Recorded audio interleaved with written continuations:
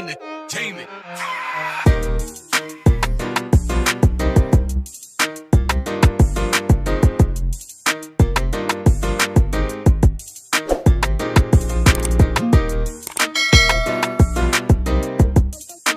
Guys, welcome back again to my YouTube channel. Ito may dinala sa ating isang TMX 150 Supremo. Ito, dalawang beses na daw pinagawa to guys. Nung una nilang pinagawa to, 2 weeks lang sliding na siya kagad. 2 weeks lang sliding na. Tapos pinagawa ulit, 5 araw lang sliding na naman. Okay guys, titignan natin siya, bubuksan natin. Pero i-road test muna natin siya guys. Okay? Para makita natin kung sliding nga ba siya. Okay, paandarin ko lang, tapos road test natin sa daan. Ayan guys, pinandar ko na. Road test natin siya, patakbuhin natin siya sa daan. Okay guys, yan o, Romera, Segunda, yan, ayaw talaga o. Tercera. Ayaw ah. Guys.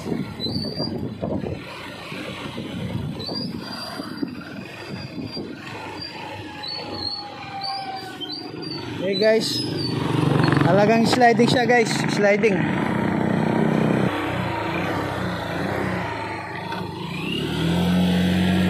Yan o, ayaw ah.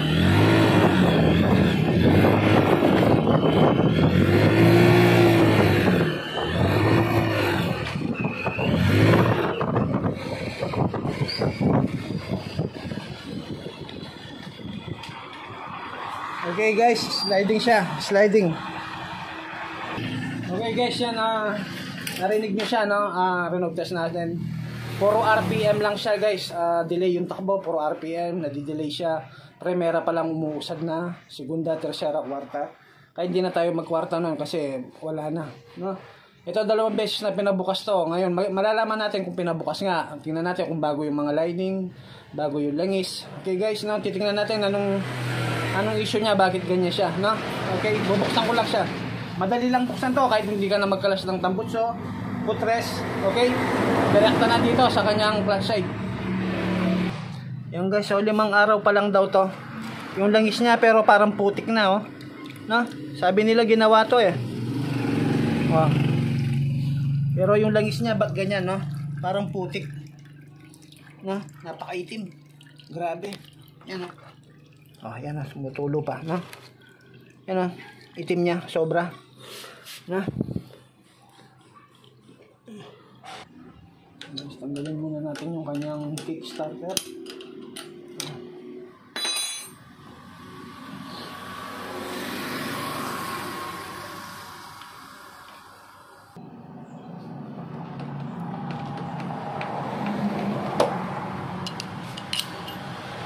Tapos, yun, kanyang cable.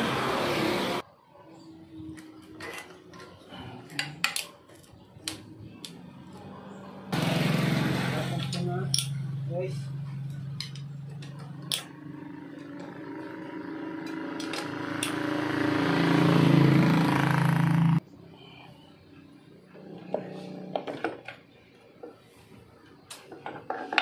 Guys, oh. Putik no. So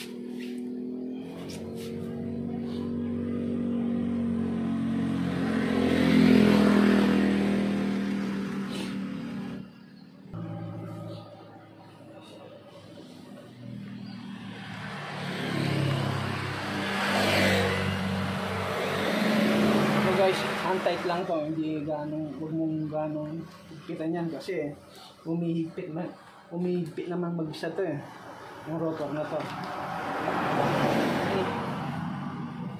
Siya dumi.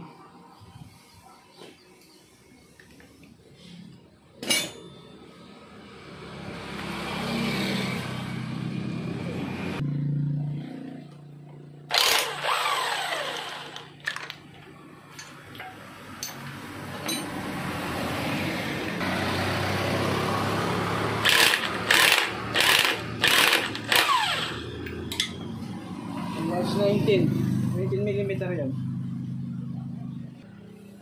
Kaya sa pagtalas nito, yung kanyang flat slip there, guys. Balansi dapat, cross. Yan.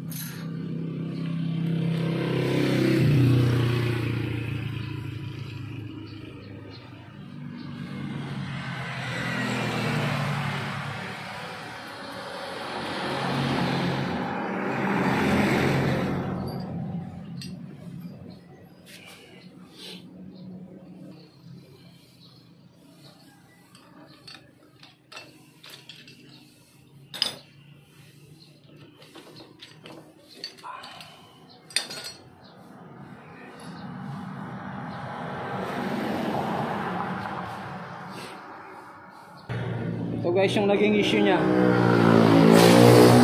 Isa ito sa naging issue niya dahil pudpud na yung kanyang clutch wheel. Oh. Nipis na. Oh.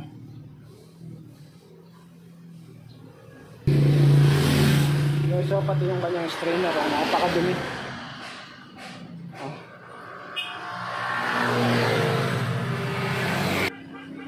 Okay guys, ito pa yung isang trouble niya guys. Pagkita ko kanina guys, parang nakalisang siya. Yan, kaganyan siya guys. Yung parang hindi siya nakalapat dito. Yung mga ngipin ng ating clutch wheel, hindi nakalapat sa clutch hub. May marking po yan guys, ito. Okay, ito yung marking na bilog na to, yung dot. Ayan o, sa clutch wheel, pati sa clutch hub meron yan. Pagtatapatin lang yan guys, yan. Ganyan o. Yun o. Yun, para lapat yung ngipin niya. No? Kasi kapag hindi nakalapat yan, pag hindi mo pinagtama yan, parang ganyan siya. Nakakit yung mga ngipin dito. Kailangan papasok yan guys. Yan, ganyan siya no. Okay guys, lilinisin ko muna to. Tapos, magsusulpak na natin. Abangan nyo po yung part 2 guys.